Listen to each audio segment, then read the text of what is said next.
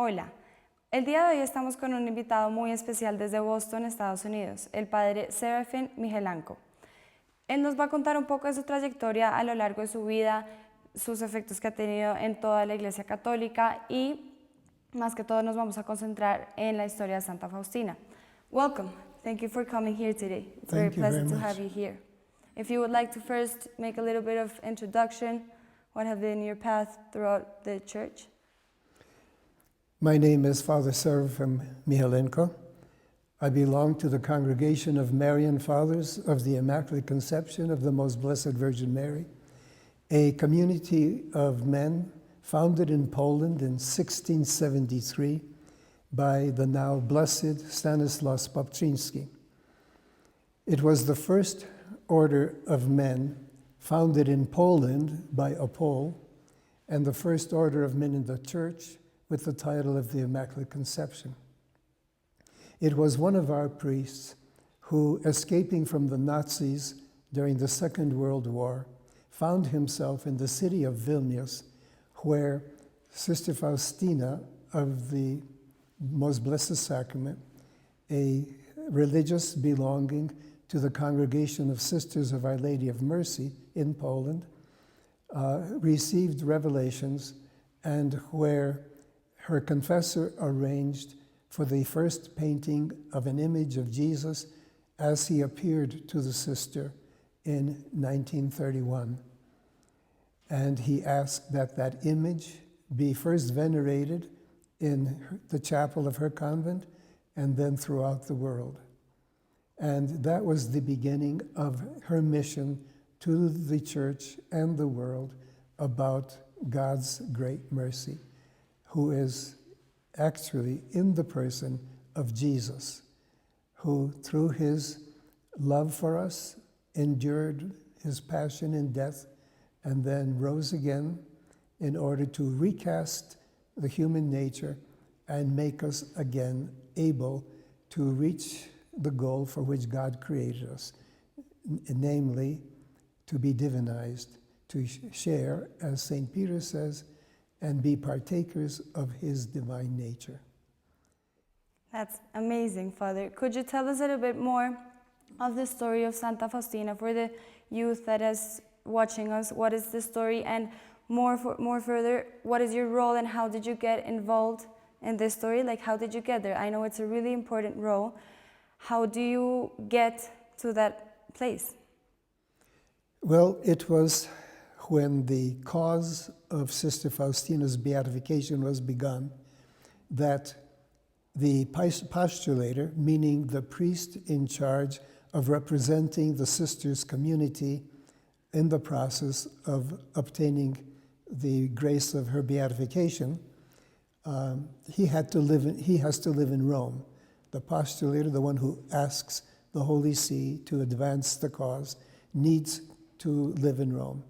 But he needs helpers in those countries where people are most interested in the cause of Sister Faustina's canonization, in order to collect information from people who are receiving graces through her intercession,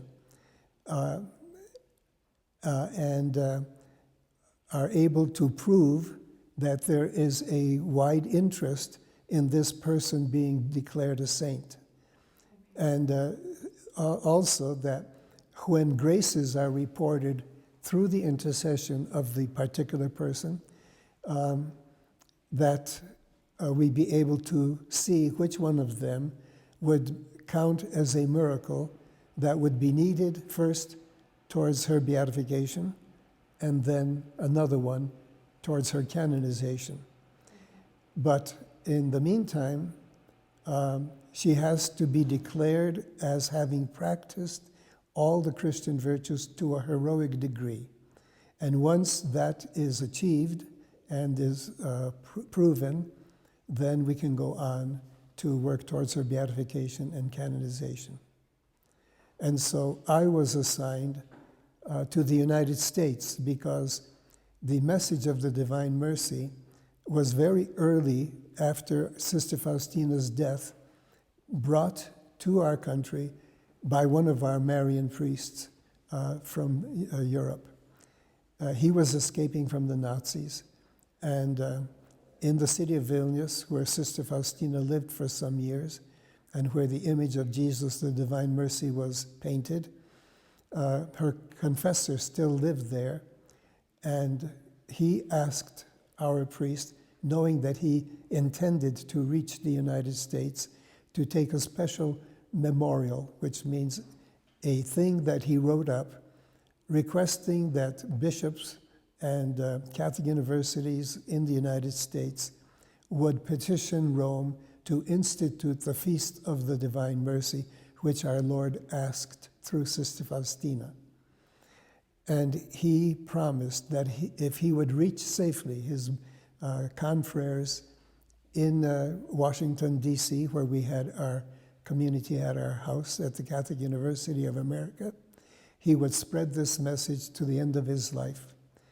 And as God presented it, he managed to travel from Lithuania, through Moscow, through Siberia, through Japan, and arrived in the United States before Pearl Harbor.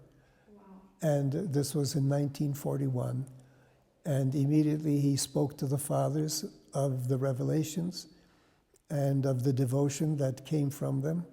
And they all decided that, yes, it's worthy to be spread, even though they were not yet approved by the church, because this was hardly 2.5 years after she died. And even the sisters of her own community did not know that she was connected with it. Only her superiors, but not the other sisters. And so within the first 10 years, the message spread through our fathers from the United States to all the continents of the world. And so since we were so much involved in it, the postulator in Rome asked that one of our priests be the vice postulator to help him in the United States and in North America. So since I studied in Rome and knew some Italian, and from my birth knew the Polish language, my mother was Polish and my father Slovak, but he spoke better Polish than my mother, I would be able to be of use for the process. And you didn't hesitate, they offered you? No, I was assigned to it, so okay. I just accepted. Okay, because it's a pretty, well, first interesting job, but it must be really hard to have all this responsibility resting you. Well, it's not hard, it's just that I had to get acquainted with what I needed to do and get to work. Well, what I should add is that for 20 years, the church authorities did not permit Sister Faustina's writings or the devotion to the Divine Mercy based on them to be spread, because her diary, what is called her little diary, was not yet published.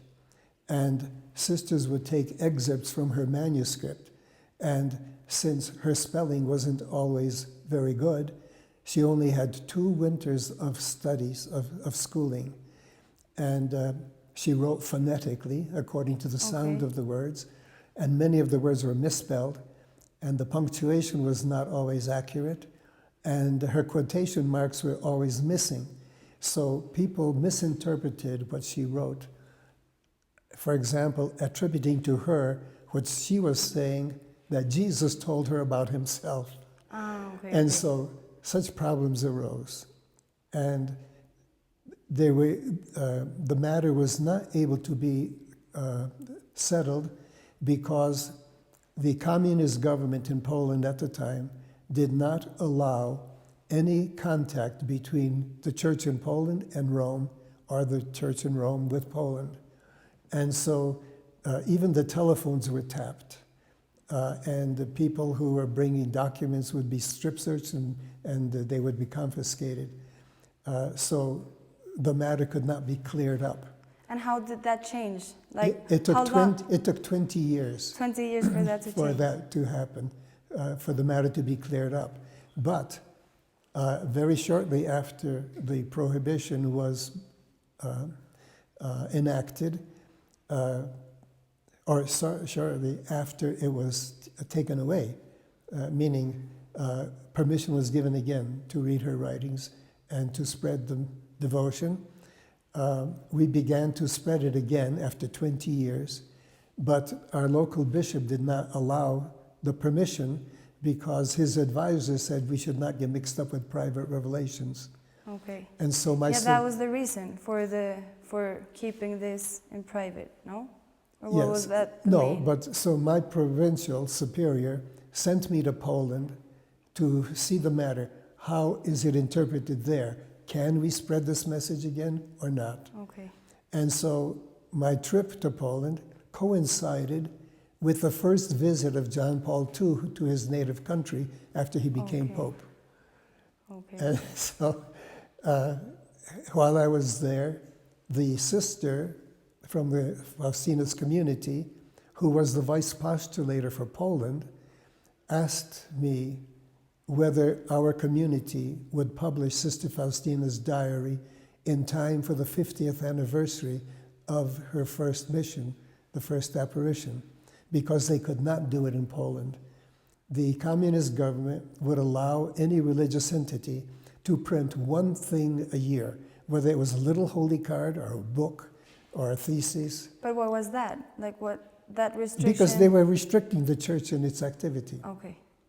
And so the sisters had all the paper ready that they collected for years to print the diary, because it was very difficult during the wartime and afterwards to do that.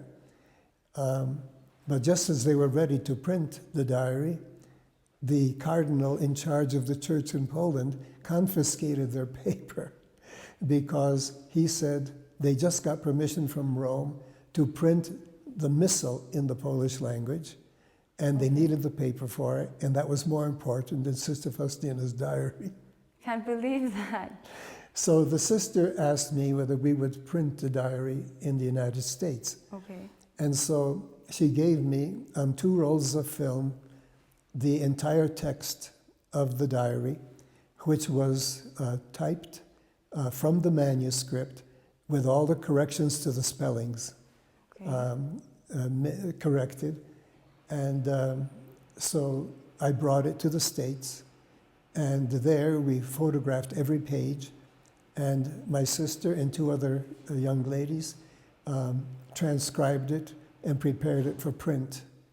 Then I took the plates myself to Rome for a printer to print the book there, and from there to get it into Poland. Wow. And, what a journey. So that was accomplished. And that happened more or less how long ago? The trip to get to United States. The book was printed in 81. That was the anniversary, 50th anniversary of the apparition that began Sister Faustina's mission. Okay. And then a few years later, it was translated into English, and then shortly after into Spanish. Okay. Under our direction. Wow, an amazing story how something so important can take so long to get to our hands. Oh, yes. Amazing. Something so privileged that everybody should have the opportunity to have, to read, to know about. But my most important work was, once the miracles were reported, I had to find all the documents proving that they were miraculous. I had to get all medical records, letters from doctors, etc., in order to present it to the board in Rome. That's the whole process too. That was the important process after her heroic virtues were declared as existent. Okay. And so, but I was also privileged to witness the first miracle. Could you tell us more about that? That sounds like a really interesting story. There was a young family whose mother, the wife, had an illness called lymphedema. That means her lymph system was not working, and her leg would swell to 2 or 3 times its normal size, causing terrible pain and a lot of disability to the good lady. And she underwent more than 50 operations, which ended finally with her leg being amputated to the hip. Okay. But then the disease caught the other leg, and it was very painful also, and in danger of also being amputated.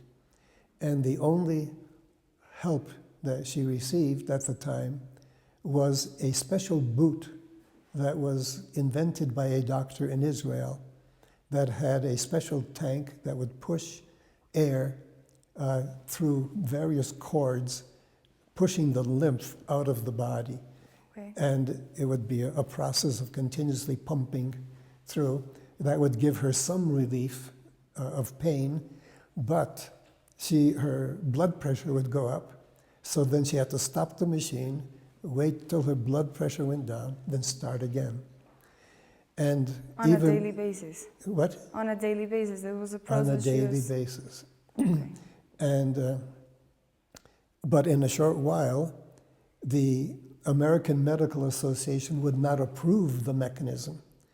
And so she had to give up the boot. And she had no other way of relieving her of the pain. And she hardly slept that night. She always needed to use the restroom all night long. Yes. And she was just in a bad situation. Now, all this time, her husband, who was a very pious person, believing in God's love and help, was begging all kinds of candidates for sainthood to intercede for his wife, that she may have a miracle of healing. And nothing worked. He even took his family to, his wife and his child, to Lourdes. And on the way back from Lourdes, his son, who was suffering from a syndrome of seizures, petit mal and grand mal and all things in between, took to a seizure in the airplane coming back. And lucky enough, there was a doctor on board and was able to stop that. Amazing.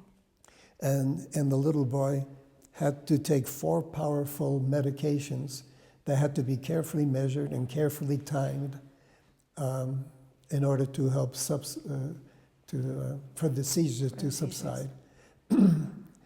And so the father was at wit's end because he always had to be, his wife practically lived in the hospital, and the boy nearly died several times for lack of proper care by the nurses in his situation.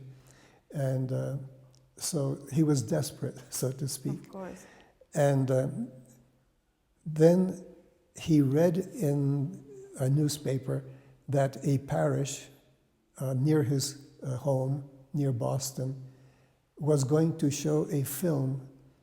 It was an amateurish film made about Sister Faustina and her message, and also Our Lady of Fatima. And that film was in the cellar for 20 years because we were not allowed to give out any information about Sister Faustina's revelations or the devotion. And but once the prohibition was lifted, this parish wanted to show that film.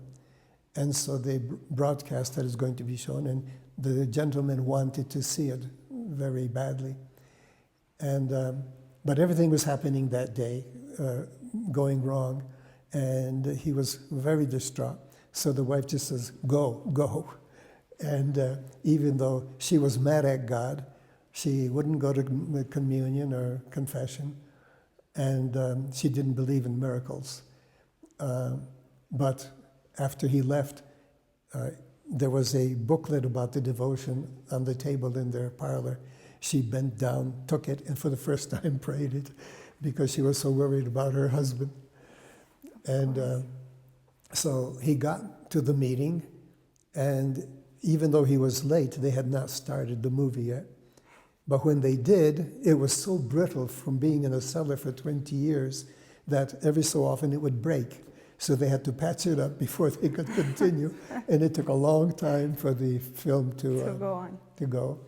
But he was enthused that perhaps here he has his answer from God, that he's going to ask Sister Faustina to intercede for his wife. So as he prayed over the matter, he got the inspiration that he should take his family to Sister Faustina's tomb in the chapel of the convent where she died, and believing that he would receive his miracle there. So he got in touch with me, since I was the vice postulator for the cause, whether I would accompany the family to Poland for this pilgrimage. I had just come back from Poland, and I was in no mood to go back. The country was very somber, meaning there were military all over the place. People did not speak to each other on the streets. Life was very drab, and you were just looking out, is anybody following you, or what was going on? Very worrying. And so I didn't know how they would be able to take it. So I told him I have to ask my superior's permission first, and then when he gave it to me, I notified the gentleman that I can go with them to help them translate, because they knew no Polish. Okay. And he said, no, we don't want you to go with us to translate. And he said this in front of his wife, whom he told nothing about this trip to Poland. And he says, we want you to witness the miracle. And you should see her face. First of all, she did not want to fly. And she thought he was going out of his mind for such a plan. And he said, you are the vice postulator. We want you to witness the miracle. So I gulped, and I said, that's his faith, okay, I'll go with it. And he actually came back with 2 miracles. His wife was healed, and so was his son. No. His son was 8 years old when we arrived in Poland, and he was like a rag doll. He had no muscle firmness. Yes. He couldn't walk. He just sort of crawled on the floor. He would always make a mess as he tried to eat, because he had no real control of his muscles. You could hardly understand what he was saying. His parents learned to hear him. And but he was healed, so that when he came back, he began to grow. And within a month's time, he was able to even to pump a tricycle. And they had to buy new clothes for him every week. Amazing. And even though afterwards, at least 2 more times, we had to take an electroencephalogram that would chart the seizures in the brain. Okay. The spikes were more intense 2 more times than the first. But on the exterior, there was not a twitch of any seizure. That's incredible. I can't believe it. But that's what actually happened. Wow. And he grew up to be a very fine young man. But when he was almost 19 years old, the doctor said they would have to, that he was getting scoliosis, that they would have to straighten out his back. And they were going to put 2 metal rods into him to do that. But in the process of the operation, they withheld the oxygen too long from the spinal cord, and they did not know that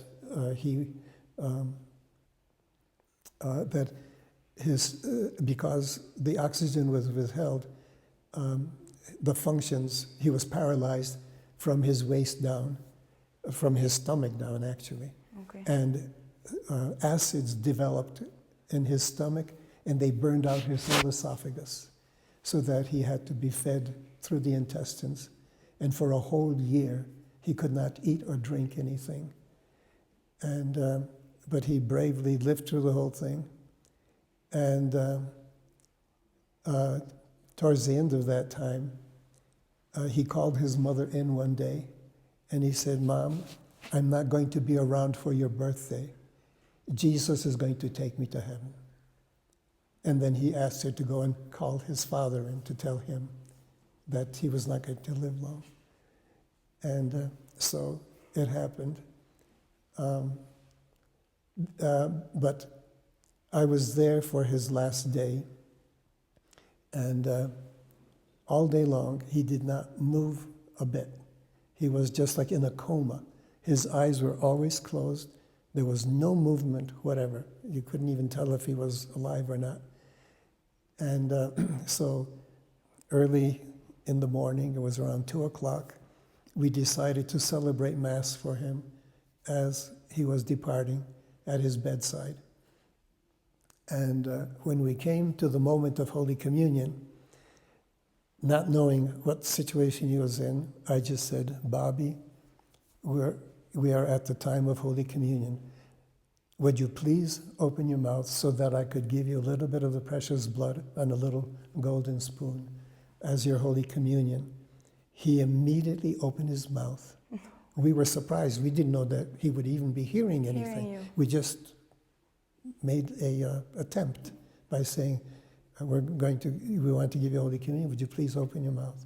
He opened it very quickly and put his tongue out very fast, so that in a hurry, I could only put a tiny drop on his tongue, and he took it back right in very quickly. And so I said, Bobby, I couldn't give you very much of the precious blood. Would you please open your mouth again so that I can give you some more precious blood? He deliberately opened his mouth very slowly. His tongue came out very slowly and cupped. And I was able to put a tiny little spoonful of the precious blood there. Then he slowly withdrew his tongue and slowly closed his mouth. The most precious communion I ever saw in my life. Yeah, you just and then speechless. He never opened his eyes. His mouth was closed. And again, until he died, not a movement at all from him. So we know that he is with the good Lord. And so her miracle was accepted. It was verified by several doctors. And then one more doctor had to be consulted who never saw her and never had anything to do with it, was a specialist in her disease. And he made a thorough examination. And I told him that one of the doctors in Europe says that they would probably have to inject some kind of a fluid for the lymph system to stand out to see if there's any obstacle there. And the doctor said, look, the lady is in perfect health. If I had not read the documents from her former doctors to see what she went. So he was absolutely convinced there is no way that she was in danger. Perfectly healthy. And so his testimony helped to prove the existence of the miracle. And it was long enough time between the healing and when she was ready for a miracle to be examined, that it was possible to present the miracle as such. And it was approved, and she was beatified in 1993. Okay. Then there was another miracle. A priest from Baltimore, Maryland, who had the aortic valve totally clogged, and it was a wonder that he was still living. He could have dropped dead at any time, whatever, for lack of blood being pumped. And when they took I would just say simply pictures of the heart before they performed the operation to put in an artificial valve, they saw that the left ventricle that does the pumping of the blood was greatly enlarged. In other words, it had to pump very hard because the only opening in the valve was a pinprick, not an opening that should be big enough for the blood to pass through. And so the heart had to work very hard, and the left ventricle was very much enlarged. for a long time. So what happened is the operation was successful, but he was very weak, and they did not know whether he would be able to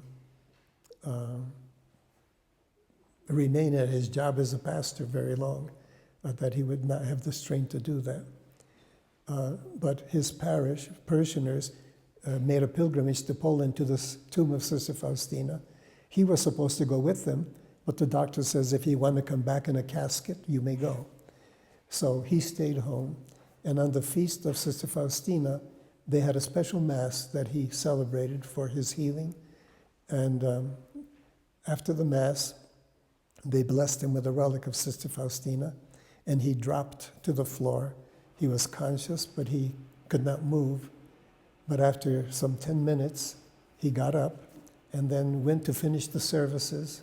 And after everyone was gone, he got back to his home and remembered that he did not take his medication for that day. So he did take the medication and did some reading, but after about 45 minutes, he took a deep breath and he felt a pain in his heart, which he never did before. And he wondered what happened. And the next day, he had to get up early because in 2 more days, the Holy Father was going to come to their city, and he had to prepare the people to go to meet him, those who were able to go. And he was working so very feverishly, people said, what's the matter with him? He's supposed to be very ill. And yet he was full of energy. And the next day, his friend returned from Europe from a Congress, and he saw him lifting up his suitcases at the airport and everything. He says, I thought you're supposed to be dying. And he says, no, and he told him what happened the day before. And he says, did you tell your doctor about it? He says, no. And he says, well, immediately they called the doctor and told him what's happening. So the doctor took another picture of the heart. He came out, and he was not a Catholic, but his first words were, I don't know who intervened for you, but your heart is normal. I'll see you next year. And he said, what? I can't believe it. And so it's impossible that in an instant the heart would become, it's like blowing up a balloon, Yes. keeping it open for a long time, and then suddenly letting out the air. It would not resume its original shape. But the heart was normal in its shape. Amazing. And so he reported the miracle, Of course. or the healing, and then we had to go through the process again of receiving all the documentation from the hospitals and the doctors. And one of the doctors in Rome, who's on the special board, was not convinced. He says, evidently he wasn't sick for very long. That's why his heart became normal. And that was an obstacle to the vote in favor of the miracle. And so, by another long story, which I will not go into, we finally were able to arrive at a cardiologist who was a Spaniard working in Mount Sinai Hospital in New York City. His name was Dr. Valentin Fuster. And he was the only doctor who had 3 major prizes in cardiology, one person. And he agreed to help go over all our documentation and see what's what. So finally, he asked for the picture of the heart before the operation on the valve. And he noticed something, but he asked his other doctors, whom he had trained how to read these things, if they saw anything there. And they all agreed that he must have been ill since he was born, because the valve was totally clogged except for a pinhole through which the blood had to go. And that's where they marveled that he lived that long. Amazing. And so this doctor agreed to go to Rome and appear before the board and explain to them what's happened. And that proved that there's no scientific or medical explanation to the healing. And it was passed, and that permitted Faustina to be canonized in the year 2000. So she was the first saint, the first one to be declared a saint in the new millennium, but we only realized later that she was the first woman who was actually born on what is Polish territory to have been canonized a saint. Wow. All the other women who are saints in Poland were not born in that there. territory. And there were others who were blessed, but not one was canonized. She was the first one after over 1,000 years of Christianity in Poland. Incredible. They are just acts of God which you simply don't understand. They leave you speechless. Well, those are the great things about her. And she is a great saint. And what experts in the spiritual life are pointing out, that her writings are a masterpiece of spiritual experience, maybe even greater than St. John of the Cross. And this in spite of the fact that she had so little education, and yet she was able to describe every stage of the spiritual life, from its beginning to its mystical crowning point. And she wrote about it in simple language and with examples of each stage in the spiritual life from her own experiences, and that she merits to be called a doctor of the church. Okay. And this is what now is being prepared. And at the last Wacom in Krakow, that's in 2011, a special petition was drawn up to the Holy See that Faustina should be declared a doctor of the church. And one of the people who signed it is the President, Holy Father. So we can expect that this will happen. Amazing, amazing. Thank you very much, Father, for all of these stories, for all of your knowledge, for giving us the opportunity to learn more about this incredible act of mercy, of kindness. I don't know if you would like to share with the youth that is watching us right now a little message for them, a little message of hope. The Lord chose Sister Faustina to bring the message of mercy to the world at a time just before all the chaos would break loose with the Second World War. And her message was a consolation to the people in Poland and wherever the message reached. And the message of the Divine Mercy, and I say the Divine Mercy because it is Jesus in his person who is mercy incarnate, mercy in the flesh. And he is God's message to us of God's love for us. And so his message is, I need your trust in order that I may provide for you everything that I have done for you. And since especially the big thing was the war, there are twice that Jesus said to Sister Faustina, mankind will have no peace so long as it does not turn with trust to my mercy. And the word that was translated in other languages from the Polish as peace is not exact.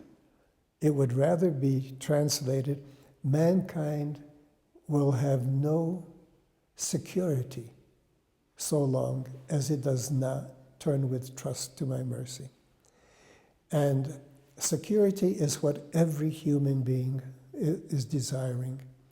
There is a writer to show the greatness of the Blessed Mother, and in the introduction to his book, Mary of Nazareth, he said, one thing that every single person, whether they know it or not, desires is the tender embrace of a mother. And that's what divine mercy is, that it is the expression of God's tender love for us. And it is expressed also in the Virgin Mary. And this is the message that he brings. If he can have our trust, he can do everything for us. That is for our salvation and for our not only forgiveness of sins, which is the important thing spiritually, but all other things that God has in store for us, all the well-being that we need and the security that are part of that. Thank you. Thank you very much for those kind words: hope, security, peace. They're just 3 words that could summarize this beautiful story you just told us. Thank you very much for joining us today. Y con esto terminamos nuestro programa de hoy. Muchas gracias por habernos acompañado y espero nos veamos el próximo programa.